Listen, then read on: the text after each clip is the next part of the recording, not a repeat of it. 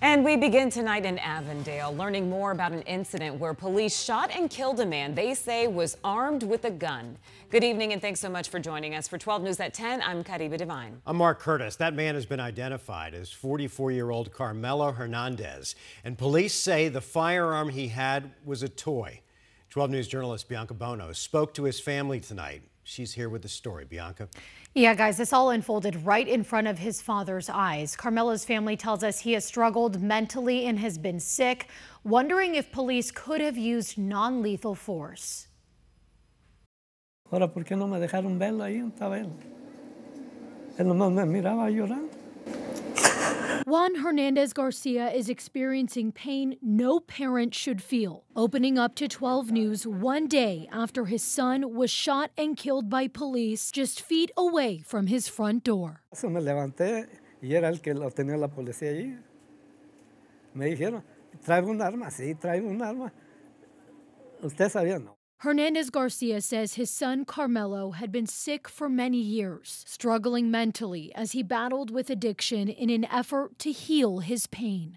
Él ya tenía como 5 o 6 enfermos años y él tenía 2 días malito. And on Tuesday morning, he said his son woke up not feeling well. Around 1:30 that afternoon, someone, possibly Carmelo himself, called 911, reporting an armed man in an Avondale neighborhood near 125th Avenue and Elwood Street. That man was Carmelo, and the item he was holding was a toy gun. No, pues que trae un arma. Sí, trae un arma. Un arma que es de plástico. Police say when officers arrived, they gave verbal commands to Carmelo to raise his hands. They say he threw a screwdriver in their direction and failed to comply, still holding the toy gun. Family members say they believe police had an opportunity to detain Carmelo, but one officer fired, striking him. His father desperately wondering why non-lethal options were not used. Tenían la forma de desarmarlo de otro modo. No matarlo así. As this father tries to grapple with the traumatic scene he witnessed, and his family mourns the loss of their 44-year-old loved one, they're left with more questions than answers. Hubiera sido una pierna, forma de... Y él no iba bien, él estaba malo, él andaba muy malo. And the Peoria Police Department has now taken over this investigation. We're told the officers there were wearing body-worn cameras. We're live in studio. Bianca Bono, 12 News. All right, Bianca, thank you. We're still awaiting an update from Luke Air Force Base after they put in place heightened security measures last night. Officials said that they were looking for a man tied to a domestic violence incident on the base. The man's name is Christian Villa, who was last seen near the base's Saguaro housing and may be armed. Last night, people on the base were being told to lock their doors, and officials told 12 News around 11:45 this morning that those security measures, however, we have not heard back yet whether they have found that person of interest. Stay with 12 News for more updates. Well, we're just a couple of weeks away from the end of the monsoon, but tonight we are tracking some late season storms to close out the week. We have our fingers crossed. Meteorologist Lindsay Riley is here with our weather impact forecast. Linz, what's happening? Well, our chances definitely going up tomorrow into Friday across the state. In terms of monsoon 2025, just 13 days to go. It comes to a close on September 30th. Here's our monsoon meter for tomorrow. Storm chances begin to rise during the afternoon. So we have a 4 on the meter. That'll extend through the evening and into the overnight. So even Friday morning, a couple storms. And then by Friday afternoon, we're drying out. We'll be dry for the weekend as well. Here's our hour-by-hour outlook. So overall, rain totals for the valley will be pretty light. But if you happen to get underneath one of these storms, they'll be relatively slow moving, and because they have tropical factor in nature, we could see some localized heavy rain. So after 2 o'clock tomorrow, you will notice the rising storm chances that continue into the evening. Now, southwestern Arizona, these areas in yellow here up the Colorado River, Southern California, that's where we could see some flooding. And that's also where we'll see the most storm activity during the day tomorrow. So that's where the most activity will be. Tomorrow will start off cloudy. The more sunshine we see, that'll destabilize the atmosphere. That means more storms for the afternoon.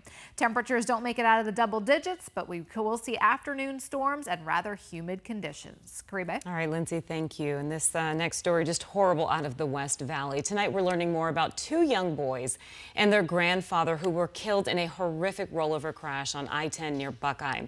12 News journalist Gabriela Becerra spoke with the boy's father and shares how he's coping with this devastating loss. They were inseparable. At 9 and 6 years old, brothers Emiliano and Carlos Antonio Saldana were the best of friends. Super amazing, smart, playful, just really loving. They love to make people smile. Their father, Carlos Saldana, says his sons love doing what all young boys like to do, play with Legos and follow dad around. They were really amazing boys. He still remembers his last goodbye with his boys, almost letting his youngest get away without a hug. I was like, hey, Antonio, you forgot my hug, and he comes back running, and he gives me a huge hug. I probably would have never let him go. I would have known. Last Thursday, the boys were with their maternal grandparents traveling back to Phoenix from Tonopah on I-10 when the car rolled over near Palo Verde Road. The boys and their grandfather, 48-year-old Israel Vasquez, died instantly. Investigators say no one was wearing seatbelts. My boys were unprotected the entire time. That's all I could think about that night. DPS is still investigating what caused the crash. Saldana is focused on making sure his son's legacies live on. They shined wherever it is that they stood. They shined. And he hopes no other parents ever feel the pain of this unimaginable loss. I just would like to tell everybody, just hug your kids. You never know when they're gonna be the last day that you're gonna see them. In Phoenix, Gabriela Becerra, 12 News. Today, Governor Hobbs ordered flags at all state buildings to fly at half-staff in honor of the Timber Mesa firefighters who died in a car crash Sunday. Brenna Kolakowski and Damon Thompson were both on duty, driving back to Show Low from Phoenix after dropping off a patient when they were hit head-on in a crash that took their lives. The flags will remain lowered through tomorrow. Businesses and organizations are encouraged to join in the tribute. We want to get you to some more details on a story developing out of Mesa. Police are looking for a suspect accused of stabbing a Valley mother and her two daughters. It happened overnight at an apartment complex near Broadway and Dobson. Police say that the family was asleep when the man broke in around 4:30 this morning. One of the girls was able to escape and get to a neighbor who helped her call 911. 12 News spoke with a neighbor who lives just a few feet away from that apartment. She got home about an hour after the attack. I saw definitely a lot of blood. There was definitely a struggle because there was just a bunch of stuff on the floor. And then I saw two paper towels, like I said, on the ground full of blood. And then there's the blood splatters across the concrete that going over here. The suspect was able to get away, and police say that he is still on the run tonight. We still don't know how he was able to get into the apartment, but their neighbor tells us that the doors aren't very secure even when they're locked. Tonight, a Phoenix high school student is facing charges of aggravated assault for attacking another student with a knife. Now the state superintendent is getting involved, demanding that the district take action. 12 News journalist Chase Golightly is live with us tonight with details on the attack. Chase, what's the latest? Well, Mark, this happened yesterday morning at Carl Hayden High School between two teenage girls. Now the state superintendent is actually blaming the school district for not having an armed school resource officer here.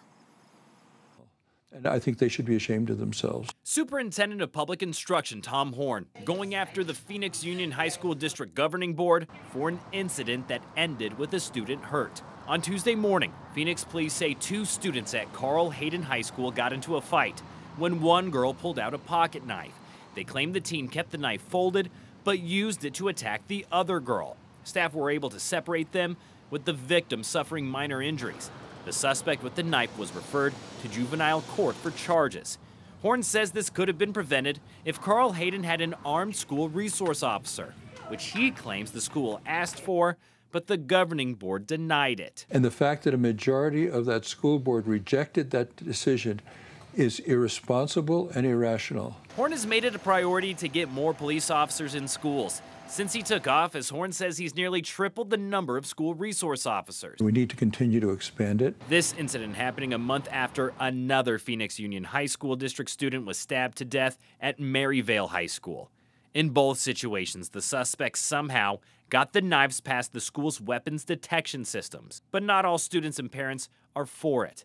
At the last Phoenix Union Governing Board meeting, many were against SROs and those weapon detection systems that are on all its campuses. The advanced weapon detectors are another failed strategy, demonstrating once again that policing and surveillance strategies do not work. We call on the school board to remove all SROs from campus. Instead, asking for more counselors and mental health services for students.